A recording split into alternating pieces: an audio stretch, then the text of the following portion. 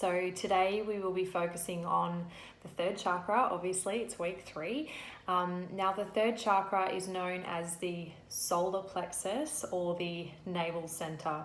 So I'm guessing from what I've just said, you can assume that the third chakra is right about where the belly button is, so in that navel area. Okay, so I'm firstly going to take you through what that chakra is, the physical parts or the organs in the body which are affected by this chakra when it is unbalanced, and then how you would feel if this chakra was functioning in a harmonious way, and how you will feel if this chakra is not functioning in a harmonious way, so it's malfunctioning or it has blockages. And then from there, we'll discuss some essential oils and some crystals that you can utilize to help clear any blockages in that area of the body. Okay, so I'm just going to be referring to my book again. So it's just here, so you can all see. It's a fantastic chakra book that I got in India many years ago.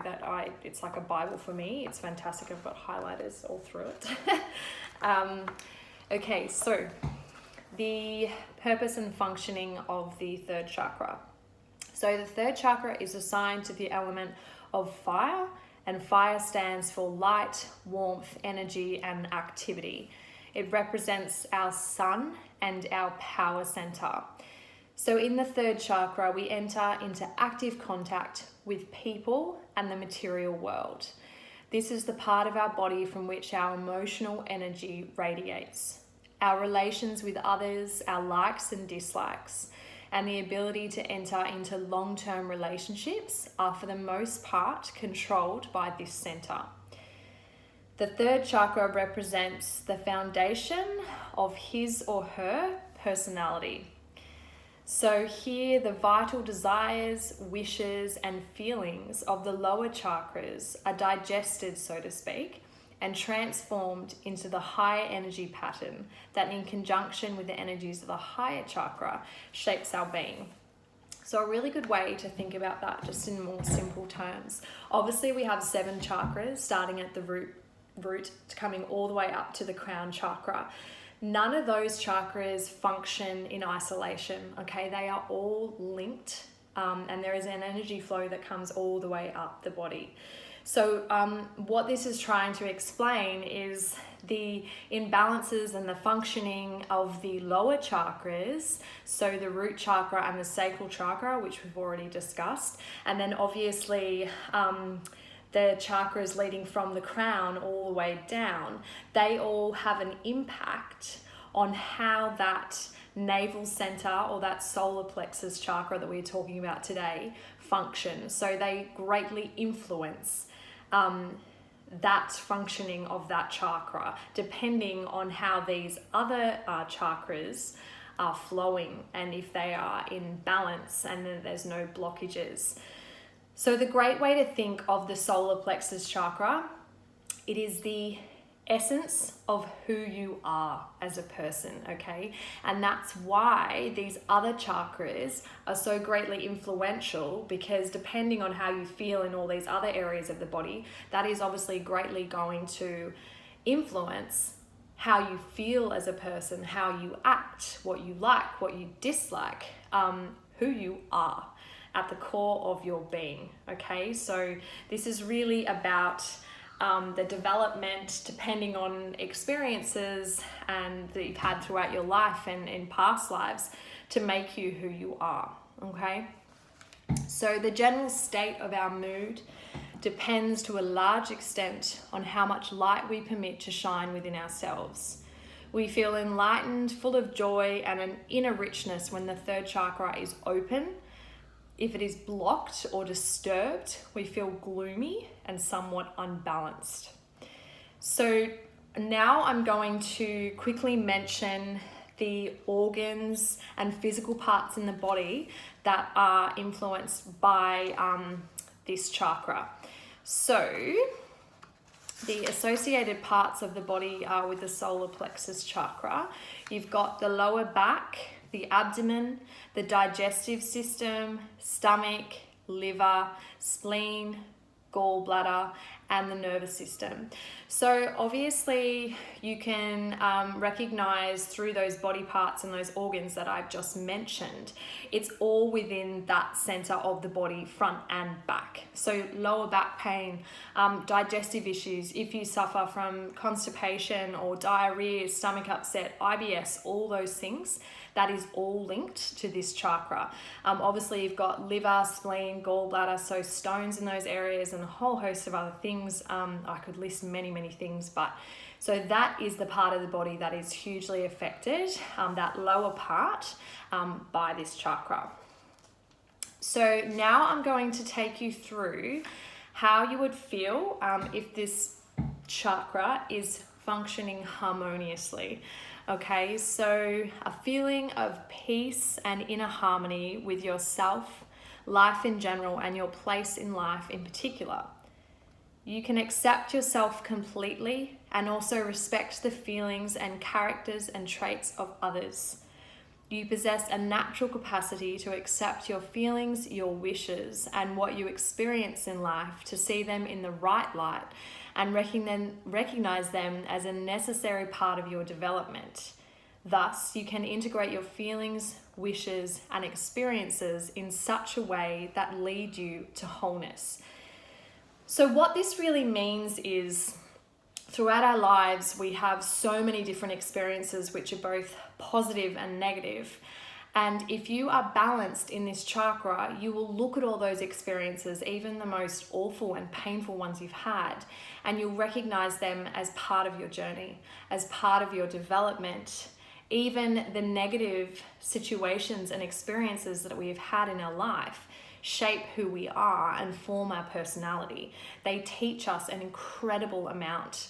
And in this chakra, if it's functioning in a harmonious way, instead of looking at those negative experiences and thinking that's such an awful thing that happened to me, I'm so hard done by, it's not fair, the list goes on, you instead look at those experiences and say, that was a really painful experience, but if I hadn't gone through that experience, I would not be who I am today, and I would not look at the world the way I do and interact with others and feel about myself the way that I do and express myself in the way that I do. They are all pieces of the puzzle that form you, and they're all necessary in your development and your learning as a soul. And it's really important that we always look at experiences like that, even when they are so incredibly hard. And even at the time when they're happening, you might not be able to understand the lesson or why it is happening to you. You need to have a faith and a trust that even now or in the future, or maybe not till you've passed over, you will understand why you went through those difficult moments, because they are forming the basis of who you are, okay? So if this chakra is functioning harmoniously, you are full of light and energy, and the light within you also envelops your body. It protects you from negative vibrations and radiates into the environment. So now we're going to talk about the disharmonious functioning of this chakra. So there's quite a lot that I'm going to go over here, okay? So just listen intently. So when your third chakra is one-sided or malfunctioning, you want to manipulate everything in accordance with your own wishes. You want to control your inner and outer world and conquer and exercise power to the best of your ability. Nonetheless, you are driven by an inner restlessness and disconnect. You are probably, when you were a child, you experienced a lack of acceptance, most likely from your teachers and your parents and all those people that were closest and most influential to you.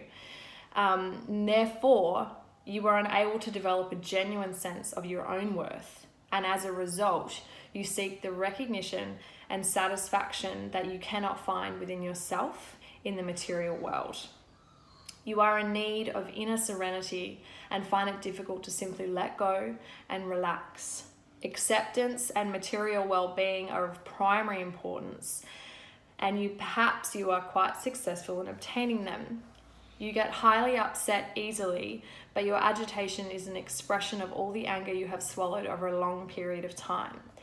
One day you will finally have to acknowledge that striving for this material wealth and recognition cannot provide you with the true long-term satisfaction that you are seeking. So I think what we've got to understand here, unfortunately, we live in a society where we have been taught to define our image based on where we grew up, what school we went to, what suburb you lived in, how much money you make, how much money your parents make, the profession that you have, the university degree that you have, the list goes on. Society has drilled into us that all those things define your self-worth, when in fact, it is the person you are to the core without all those things that define who you are. And sadly, especially when this chakra is not balanced, and let's face it, in a world like this, to not think in that way is really hard because we have been trained to think in that way. Society has forced us to think in that way. So instead of accepting ourselves and loving ourselves and feeling worthy without all those things, we look to all these external things, material possessions, status in society to feel enough and to feel accepted and to feel worthy. It's a very sad reality, but this is pushed on us from such a young age.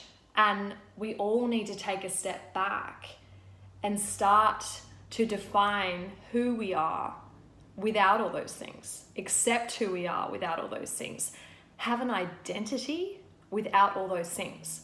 If I was to say to you, delete, take out the car that you have, the job that you have, where you grew up, the suburb you live in, the amount of money that you have in your bank account, the house that you live in, who are you? Who are you as a person without all those things that society has told you define who you are as a person? So this largely stems from childhood because we are told and taught to think in that way.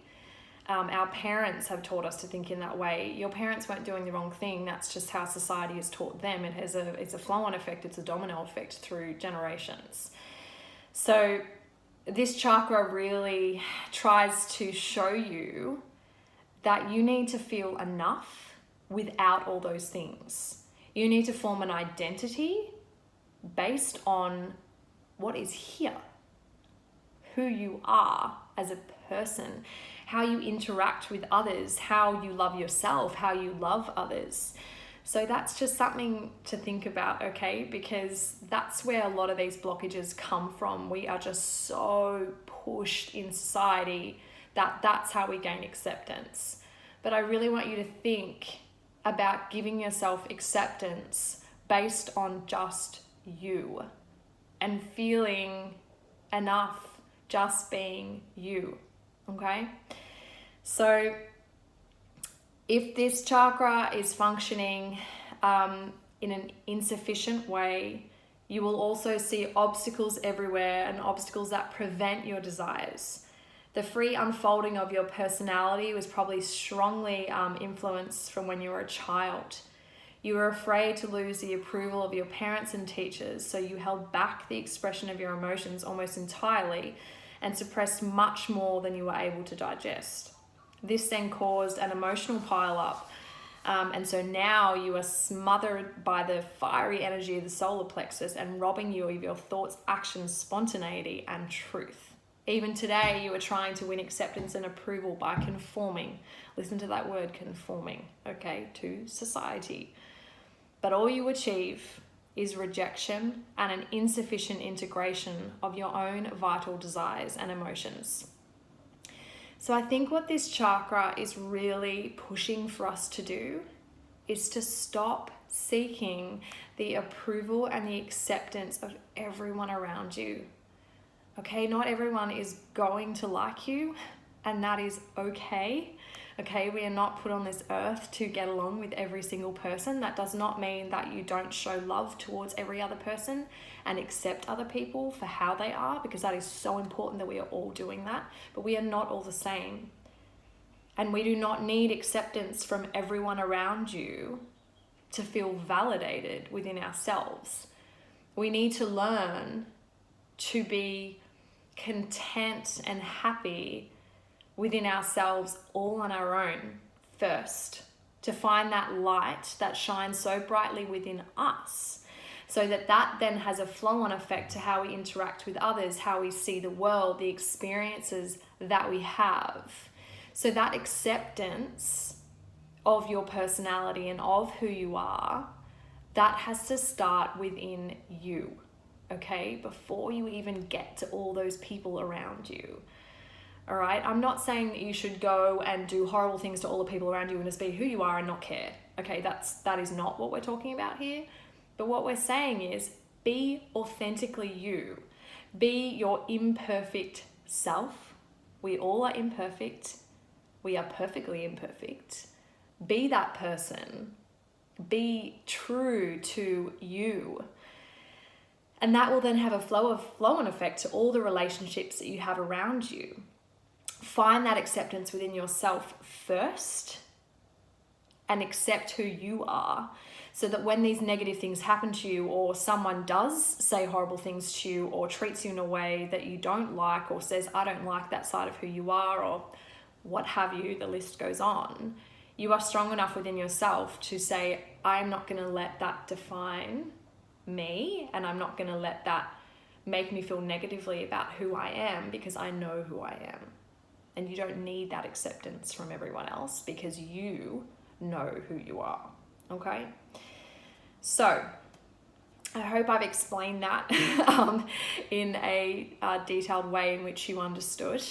I now want to take you through the two gemstones and the two essential oils that you can use to help clear blockages within this solar plexus chakra.